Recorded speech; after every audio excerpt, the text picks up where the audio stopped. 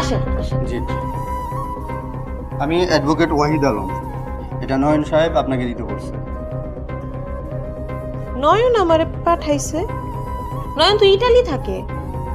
আপনি কি ইটালি থেকে আসছেন? না না, আমি ঢাকা থেকে আসছি। ঠিক আছে, তাহলে আসি। জি।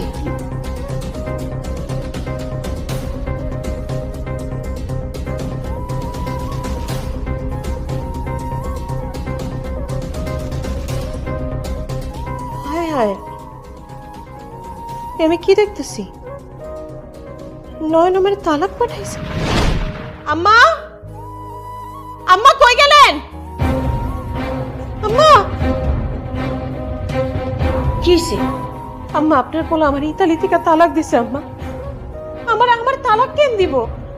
আমি তো আমার সব স্বর্ণ গয়না যা কিছু ছিল বেচে ওরে ইতালি পাঠাইলাম। আমার এত বড় সর্বনাশ কেন করলো?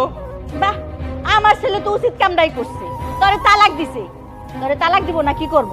যেই মাইয়া নাকি একটা সোনার সংসার রেখা, একটা মাসুম বাচ্চা রেখা আমার পোলার হাত ধরে আইতে পারে, হ্যাঁ যে আর এক পোলার হাত ধরবো না, তার গ্যারান্টি কি? আম্মা আমি কি এতটাই খারাপ? আমি তো আপনার ছেলেরে ভালোবেসে বিয়ে করছিলাম।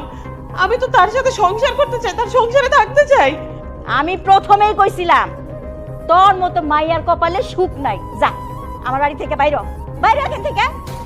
আম্মা আমি বাড়ি থেকে বাইরে হয়ে যাবো মানে? আমি বাইরে গেলে আমি কোথায় থাকুম?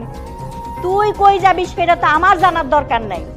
তোর সাথে তো পরিচয় আমার ছেলেরে দিয়া, আমার ছেলের সাথে তো সম্পর্ক নাই, তোর সাথে তো আমার কোনো কথা নাই। যা বাইর হ, আমার চোখের সামনে থেকে এখন বাইর হবি।